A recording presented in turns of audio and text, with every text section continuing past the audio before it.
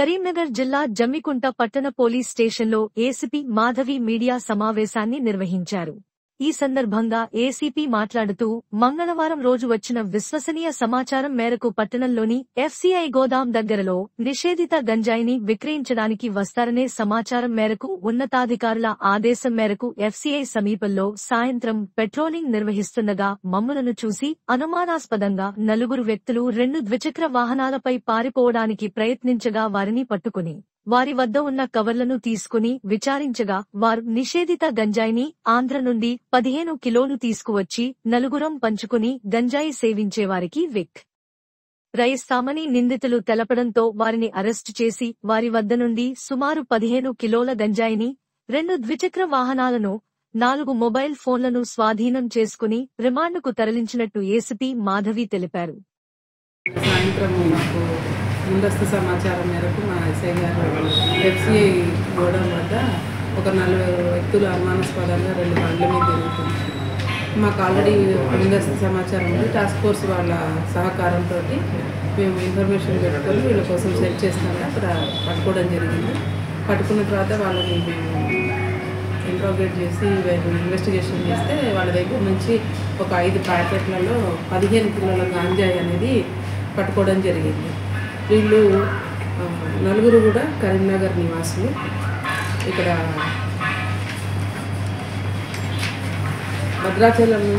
భద్రాచలం పక్కన సీలేరు నుంచి ఆంధ్ర బార్డర్ నుంచి ఇది అన్నోన్ వ్యక్తుల దగ్గర నుంచి కొనుక్కొని తీసుకొచ్చి కరీంనగర్లో వీళ్ళే సేల్ చేస్తారు. చిన్న చిన్న ప్యాకెట్స్ చేసి సేల్ చేస్తారని చెప్పి వాళ్ళు ఒప్పుకోవడం జరిగింది. ఇది చూసినట్టయితే మనందరికీ కూడా ఏంటంటే ఈ రోజుల్లో గాంజాయి అనేది ఒక మత్తు పదార్థం అందరికీ ప్రతి గ్రామంలో కూడా వచ్చేసింది. స్కూల్ స్టూడెంట్స్ దగ్గర నుంచి దీని కన్జంప్షన్కి అలవాటు పడడం జరిగింది. ఇది ప్రతి ఒక్కరి బాధ్యత. ఎక్కడైనా ఇలాంటివి జరిగిన అట్లీస్ట్ కన్జ్యూమ్ చేస్తున్నట్టు మీకు ఎక్కడైనా కానీ తెలిసినట్టయితే మాకు చెప్తే మా దగ్గర టెస్టింగ్ కిట్స్ కూడా ఉన్నాయి.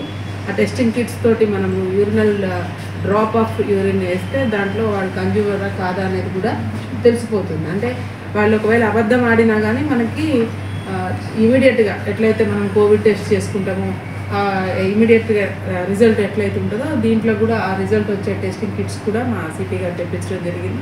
అందరికీ కూడా అందుబాటులో ఉన్నాయి. వాటిని మన పోలీస్ స్టేషన్స్కి వస్తాయి. వాటిని తర్వాత ఎక్కడ అనుమానం ఉన్నా కానీ పోలీస్కి సమాచారం ఇచ్చినట్టయితే ఇది సాంఘిక బాధ్యతగా ప్రతి ఒక్కళ్ళు కూడా ఫీల్ అయ్యి మాకు సమాచారం ఇచ్చినట్టయితే ఇట్లాంటి వాటిని మనం అరికట్టడం ఇది అందరి సామాజిక బాధ్యతగా తెలియజేస్తాం. గతంలో కూడా Karimnagar 3 town police station 2 town 3 టౌన్స్లో కేసెస్ ఉన్నాయి. వీళ్ళు ఇదే వృత్తిగా పెట్టుకున్నారు. మ్యానుఫ్యాక్చర్ తయారు చేయడం అనేది ఉండదు. వాల్యూ 3,50,000 వీళ్ళు అక్కడ నుంచి కొనుక్కొచ్చి అధిక ధరకి ఇక్కడ అమ్ముతారు. ఇండివిజువల్గా అమ్ముతారు. పేరు ఊర్లు చెప్పరు. సో కానీ దీని తర్వాత వీళ్ళ సిడిఆర్స్ అనాలిసిస్ చేసి వాళ్ళది ఏమన్నా ఉంటే కూడా ఇంకా ఫర్దర్ ఇన్వెస్టిగేషన్లో మేము కనుక్కుంటాము. ఇతను ఒకటి పేరు మహమ్మద్ అఫ్రీద్ అండ్ ప్రశాంత్ తరుణ్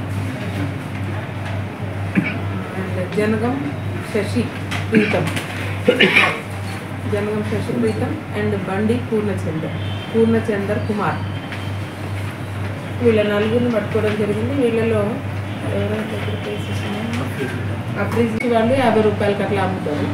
సో వాళ్ళకి ఎక్కువ డబ్బులు వచ్చే అవకాశం ఉంటుంది కాబట్టి ఈజీ ఎర్నింగ్ మనీ అనేది వాళ్ళకి అలవాటైంది. ప్లస్ కన్జ్యూమ్ కూడా చేస్తారు. వాళ్ళు కన్జ్యూమ్ చేస్తూ వాళ్ళు సేల్ చేస్తారు. వీళ్ళని లాస్ట్ 6 months నుంచి